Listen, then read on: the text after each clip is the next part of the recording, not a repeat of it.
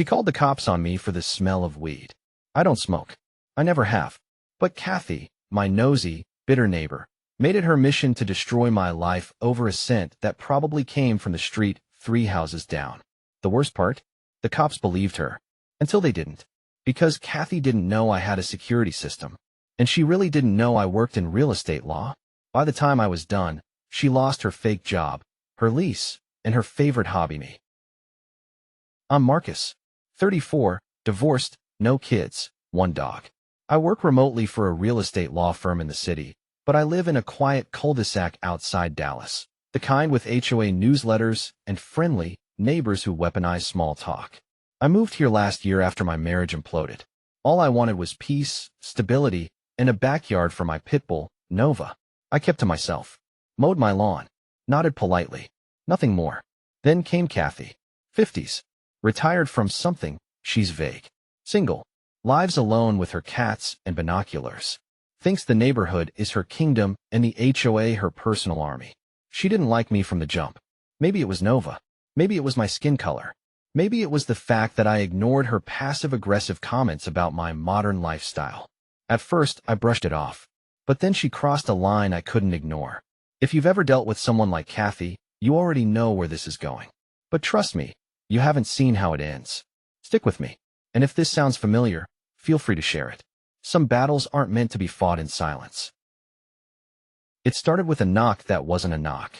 It was a declaration, 3 hard, rapid pounds like someone was ready to kick the door down. Nova barked once, then looked at me with ears flattened, sensing tension. I wasn't expecting anyone.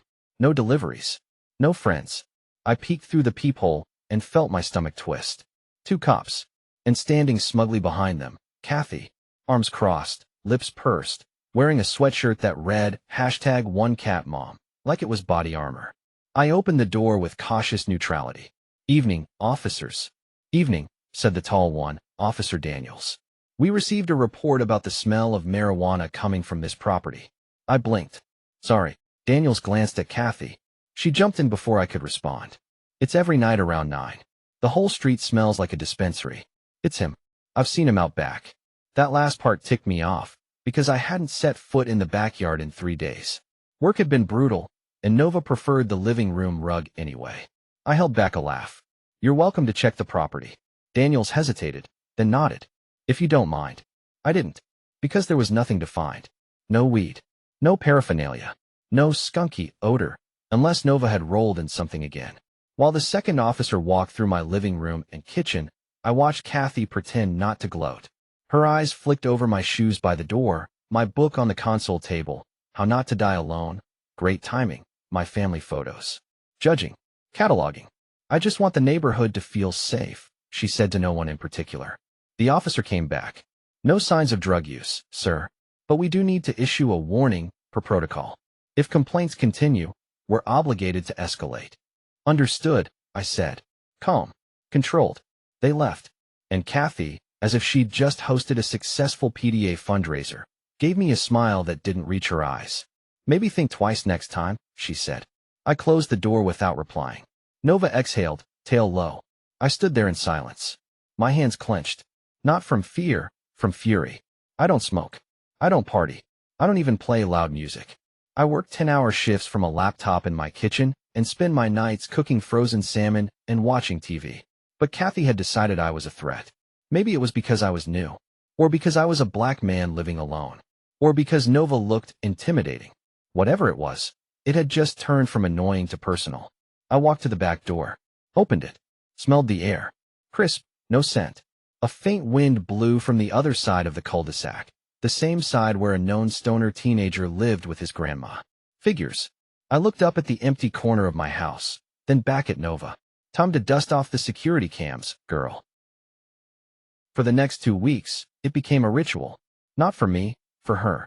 Every other night, around 9 p.m. sharp, I'd see the faint glow of her porch light flicker on. I knew she was perched behind those curtains, eyes glued to my house like she was the neighborhood sheriff. And like clockwork, the cops would roll in every few days with the same tired script. Another complaint about odors, sir. We just have to follow up. You understand how it is. And every time, they found nothing. No smoke. No stash. Not even a damn scented candle out of place. At first, I tried to laugh it off. I even offered the officers coffee one night. One of them, Officer Shaw, took it, half smiling. The other looked exhausted and slightly embarrassed. But after the third visit, it stopped being funny. Because I knew how this worked. Enough complaints, and suddenly I'm the problem, even without proof. That's how these things go in neighborhoods like mine. And Kathy? She was playing the long game. She started embellishing, the officers told me. Said she saw me passing something through the fence to a delivery driver. Claimed she recorded noises consistent with drug use. Whatever the hell that meant. But she made a mistake. She didn't know that I'd already installed the cameras. 4 of them, in fact. All weatherproof, 4K, with cloud backup. Covering my yard, driveway, and side fences. Motion activated. Time-stamped. Audio enabled. She also didn't know I'd started logging everything. Time of each police visit, officer badge numbers, exact wording of her statements. I'd even filed a quiet complaint with the HOA about harassment, attaching screenshots from my security footage. But I didn't just want to survive her little campaign. I wanted her to hang herself with her own rope. So I baited her. One night, I left a package outside, just a sealed Amazon box. Inside, nothing but bubble wrap. I sat by the window, watching as she snuck out around 10:40 p.m., phone in hand, and snapped a photo of it. The next morning, I got a visit from animal control. Apparently, a concerned citizen had reported the smell of burnt weed and animal neglect. Nova. She tried to drag my dog into this. That's when something inside me switched. No more notes. No more screenshots. Now it was war. I called my old professor, a real estate attorney turned tenant rights specialist. I told him everything. He listened quietly, then said one sentence I'll never forget. Want to fight fire with fire, or do you want to nuke her legally? I smiled. Let's get the codes ready. My professor, Victor Ellis, didn't waste time. Within 48 hours, he emailed me a list of statutes, HOA clauses, and municipal codes Kathy had likely violated just in the past 2 months. Turns out when you constantly call law enforcement with false claims and trespass to take photos of your neighbor's packages and make false reports to animal control, you're not a concerned citizen. You're a liability, especially when it's all caught on camera. Victor helped me draft 3 letters. A formal complaint to the HOA citing harassment, supported with timestamps and stills from the security cams. A cease and desist warning Kathy of legal action if the false reports continued. A summary report to her landlord, because surprise, Kathy rented. Apparently, she made it sound like she owned the place during neighborhood mixers. But I traced her lease through public eviction records Victor found from her last address. She was 3 years into a 5-year lease on a property owned by Alstone Realty LLC, a hands-off holding company. Sloppy. Detached. Perfect. But the big play wasn't legal letters. It was something far more subtle. I needed Kathy to escalate. I needed her to lie again, on record, while I made sure the right people were watching. So I baited her harder. I set out my barbecue grill on a Saturday. Didn't light it. Just placed it in view with a clean chimney starter and a sealed charcoal bag. Then I invited over 2 friends from law school, black, well-dressed, soft-spoken, and we sat on my back porch sipping kombucha and laughing about the absurdity of it all. Not 20 minutes passed before Kathy was on the phone. I could see her from behind the blinds, pacing, gesturing, glancing over. This time, the cops showed up with their body cams already rolling. Same officers. Same story. Strong smell of marijuana, sir. Can we have a look? I didn't even answer. I handed them a thumb drive. Footage from the last 2 hours. For angles. No smoke. No illegal activity. I'd like this entered as part of a formal complaint for harassment. Also, I have reason to believe this is a case of racial profiling. Shaw went quiet. The other officer, Daniels, gave me a slow, professional nod. Kathy came out mid-conversation. He's hiding something. I know what pot smells like. Shaw cut her off. Ma'am, we've explained this. If you keep making baseless accusations, this could become a civil matter. We are not finding anything to support your claims. She froze, like a kid who realized she pushed too far. I caught her eye. Just once. No smile. No words. But that's when she knew. I wasn't backing down. She'd started this. But I was the one drawing the finish line. The HOA meetings were usually a joke. A dozen neighbors in fold-out chairs at the rec center, sipping decaf coffee and pretending they cared about shrub height regulations. But this one? This one was packed. Word had gotten around. Kathy had told anyone who would listen that she was going to finally expose the drug activity at 14A, complete with proof and a presentation. She even slipped flyers in mailboxes the day before, which was perfect, because I'd sent my own message to the HOA president, to Alstone Realty, and to Officer Shaw. The flyer Kathy passed around read like a manifesto. How one man endangered our street. All caps, bold red text, with bullet points and blurry screenshots of me on my patio, holding a soda bottle. She didn't know that distributing false claims in a residential association setting could be considered defamation, especially with pending complaints under investigation. I arrived 10 minutes early, Nova's leash in one hand and a file folder in the other. Shaw was already there, plain clothes, leaning against the back wall like he was just observing. Kathy spotted me and smiled like she was about to claim victory at a spelling bee. When her turn came, she marched up to the mic with a stack of papers, cleared her throat, and launched into a rant about air quality, community safety, and the disturbing uptick in nighttime drug activity from one particular house. Her voice trembled just enough to sound righteous. People nodded, murmured.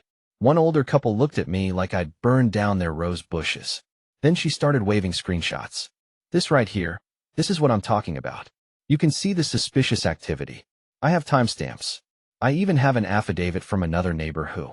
Excuse me. The HOA president cut in. Before we continue, Mr. Reeves, I believe you asked to speak as well? I stood, folder in hand, and walked to the mic. Thank you. I'll be brief. I pulled out a USB stick and handed it to the HOA tech. Can we pull this up? It's a 4-camera feed of the date and time in question. Audio included. Kathy's face changed fast. The screen flickered to life. Crisp, clear video. Me on my porch, laughing with 2 friends. A clean grill. No smoke. No weed. No anything. Then, audio, Kathy's voice from across the fence, whispering angrily into her phone. I swear to God they're doing it again. Just send someone. I don't care if there's no smell. It's him. Gasps. Then silence. The final clip? Her sneaking across my property line at night with her phone out, close up, time-stamped. I turned back to the room. I've submitted formal complaints. I've gathered over 60 hours of footage. And I've consulted with legal counsel. What's happening isn't about safety. It's targeted harassment. And it's unlawful. Kathy opened her mouth, then shut it. Someone in the back muttered, "Damn." The HOA president looked pale.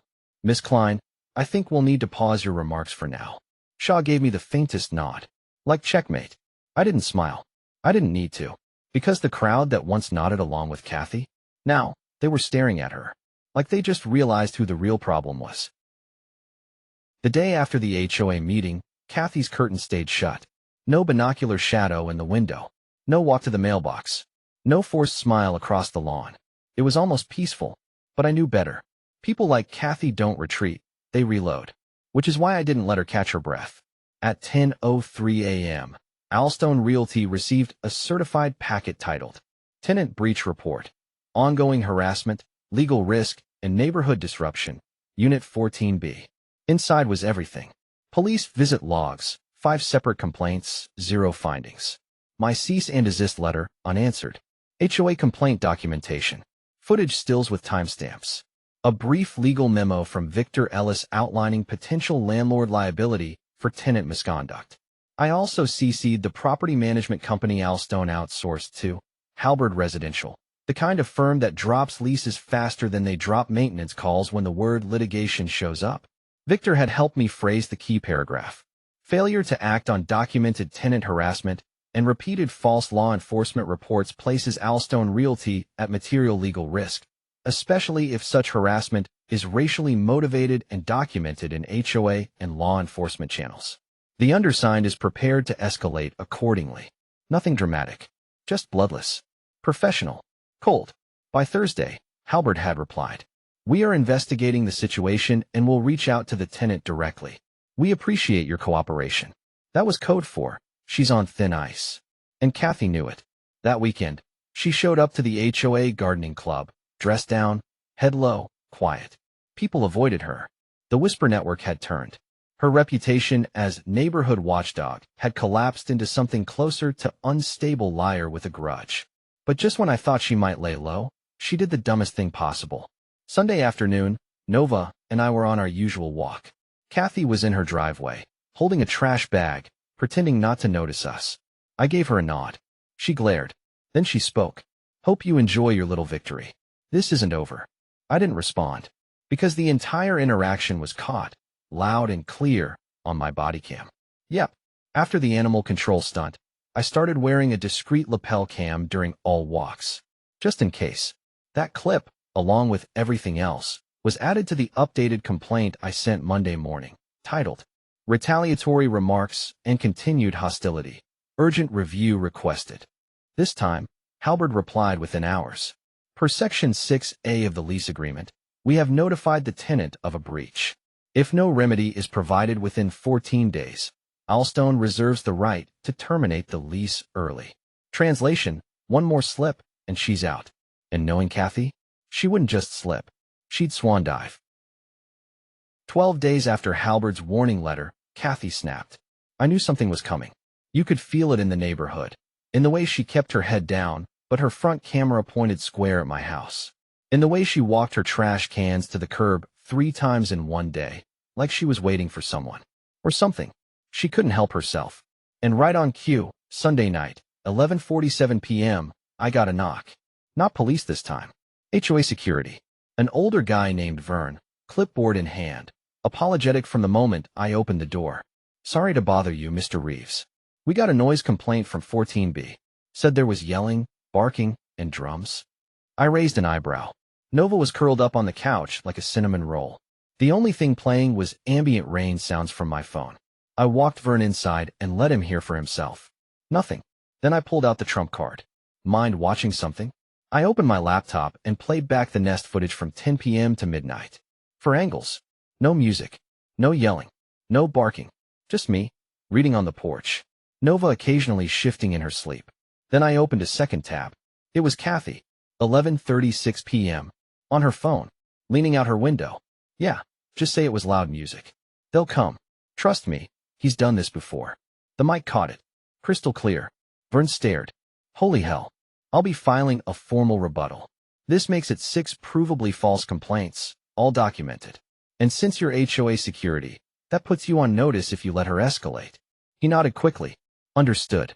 I'm going to file this one as unsubstantiated. I leaned in. Might be a good idea to attach the footage to your incident log. Alstone might want a copy too, just in case. He left pale and silent. I didn't sleep that night. Not because I was angry, because I was ready. The next morning, I sent everything to Halberd. The audio, the footage, the HOA log, the history. And this time, I included one last thing. A certified letter from Victor, citing Texas Civil Practice and Remedies Code Section 125.001, public nuisance by repeated false reporting, and an attached draft of a formal harassment complaint prepared for county filing. We weren't suing yet, but we were leaning very close. Halberd called me directly. A manager named Karen Chen. Her tone was professional, but careful. "Mr. Reeves, we've reviewed the evidence. We take this seriously. A lease termination notice is being issued today." I didn't smile. Not yet, because I wanted to watch the ending. And I didn't have to wait long.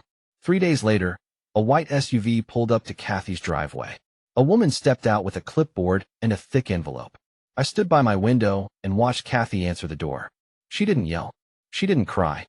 She just sagged, like the wind had finally left her sails. The next week, the for rent sign went up. Kathy didn't throw a tantrum when she left. No cops. No tears. No dramatic farewell. Just a slow, bitter evacuation in the middle of a weekday while half the neighborhood was at work. Fitting, really. Her reign had started with noise and suspicion. It ended in silence and cardboard boxes. I watched from my kitchen window as she packed up, alone. No friends helping. No goodbyes. Just her and 2 cats in mismatched carriers, howling like they knew something had been lost. By Thursday, her car was gone. The blinds were closed. The driveway empty. But I wasn't done. See, before Kathy left, I did one last thing. Nothing illegal. Nothing petty. Just precise. I mailed a copy of all my compiled footage, reports, and legal correspondence, bound, time-stamped, and indexed, to Halberd Residential's regional office. Title on the front: Case Study, Tenant Harassment, and Preventable Liability. Why? Because I knew they owned dozens of properties in the region. And now, Kathy's name was on file, not just as a tenant who was evicted, but as a documented risk. No more cushy leases. No more reinventing herself as concerned neighbor. That file would follow her like a bad Yelp review. And just for good measure, I dropped a redacted version of the report into the HOA archive, labeled simply 14B Incident History, 2025. Because someday, someone else might live next to Kathy, and they deserve to know what kind of neighbor she really was. The next HOA meeting was quiet. For the first time in months, there were no accusations. No emergency concerns. No Kathy. The president, a woman named Maureen, gave me a long look during the closing remarks. Then she said, "We'd like to remind residents to report actual violations through proper channels, not just personal vendettas. Let's keep this community safe and sane." A few chuckles. A few nods in my direction. Nova slept through the whole thing under my chair. Peace, the kind I came here for, had finally arrived. And me? I was still in the same house. Still working. Still cooking frozen salmon. Still walking Nova every evening at 9 p.m. Only now, the porch light across the street stayed off. No more watchers. No more war. Just the satisfying calm of knowing I didn't have to raise my voice to win. I just had to be smarter. 2 weeks after Kathy moved out, I got a knock on my door. This time, it wasn't the cops, or HOA, or someone with a clipboard. It was Mr. Delgado from 14D. Retired firefighter, built like a fridge, always wore his Marine Corps cap, even to get the mail. We'd exchanged polite nods for months, but never really talked. Now he stood there, holding a six-pack of Shiner Bock and looking sheepish. "I owe you a beer," he said. I raised an eyebrow. "That's so." He nodded. "And maybe an apology." I stepped aside. "Come on in." We sat on the porch. Nova curled up at our feet, basking in the sun. Delgado took a long sip, then leaned back. "You know, Kathy tried to report me 2 years ago. Said I was hoarding propane tanks and that I made her feel unsafe. HOA never acted on it, but it stuck. People started avoiding me. I figured it was just my face. I blinked. Jesus. She even told someone I was a hoarder. Called me a danger to the block. You think you were the first." Turns out Kathy had a history. Delgado, the single mom down the road, even the gay couple on the corner, she'd made noise complaints, vandalism accusations, and in one case, filed an anonymous complaint with CPS. All without proof. All brushed off, until now. She liked having power, Delgado said. Thought she could control the street with a phone and a fake smile. I sipped my beer. She picked the wrong guy this time. He grinned. She picked the last guy. Over the next few weeks, I started noticing changes. Neighbors who'd kept their distance suddenly waved. A woman named Erica, the mom Kathy had targeted, left a thank you note in my mailbox with a Starbucks gift card and a line that read, "For restoring sanity to our block." Even Maureen from the HOA stopped by one day, officially, to let me know the board had voted to add a new policy. 3 provably false reports equals formal harassment review. They called it the Klein Rule. I didn't laugh. But damn, it felt good. It wasn't just about me anymore. Kathy's departure didn't just lift the weight off my shoulders. It cleared the air for everyone. People started talking again. Dogs played at the cul-de-sac. For the first time, this place felt like a neighborhood, not a surveillance zone. Funny how one person's bitterness can poison a whole street. Funnier how a little sunlight, and a lot of paperwork, can disinfect it. I didn't ask for thanks. Didn't need it. But I'll admit, seeing Kathy's old rental sit empty for a full month, that was a bonus. It came in as a voicemail. Unknown number. No message preview. Just a timestamp. 10:18 p.m., Saturday. I almost deleted it without listening. But something made me pause. Maybe it was instinct. Maybe it was the way the air outside had turned still, like the night was holding its breath. I hit play, and there she was. Kathy. Her voice was flat. Cold. Not angry. Not yet. Just tired and vaguely hostile, like she was trying to sound calm, but couldn't quite hide the venom. "You think you won, huh? Congratulations. You cost me my home. My lease.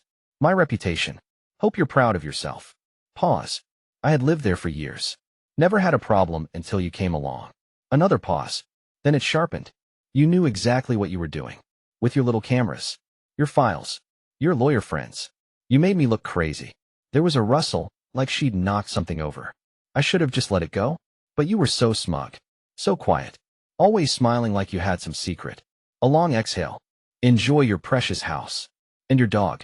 I hope you choke on the silence. Click. No name. No number. No return call option. Just static. I sat there for a moment, letting it settle. She still didn't get it. Still thought this was about winning. It wasn't. This was about boundaries. About respect. Law. Safety. She tried to tear mine down with a phone call, and I rebuilt them with facts. With records. With cold, patient strategy. I didn't hate her. That would have given her power. But I pitted her. Because even after everything, she still believed she was the victim in a story she wrote. I saved the voicemail. Just in case. Then I forwarded it, with a short message, to Halberd's legal inbox. Unsolicited contact post-eviction. Likely violation of protective HOA order. Please confirm receipt. No reply needed. The act was enough. I stood, stretched, and let Nova out into the yard. She sniffed the air, then trotted off to chase some late summer crickets. I looked out at the cul-de-sac. Porch lights glowed softly. Someone was grilling. The couple across the street waved. I waved back. Because I was still here. Still calm. Still standing. Still watching, just like she used to. But unlike her, I wasn't afraid of what the neighborhood saw. Kathy's old house went on the market a month later. The listing didn't mention the difficult tenant history, but word had already gotten around. When the new family moved in, a young couple with a toddler and a golden retriever, I walked over with a small welcome basket and one simple sentence. You'll like it here now. It's quiet. And it was. No more patrols. No more notes on my door. No more suspicion hovering in the air like secondhand smoke. Kathy never called again. But her name? It lives on, in HOA policy, in Alstone's flagged file, and in a quiet street's collective memory. She thought power came from volume. I proved it comes from receipts. And me? I still grill on Sundays. Still walk Nova every night at 9. The only difference is, now when someone sees me outside, they wave, and they smile, like they know whose side I'm on.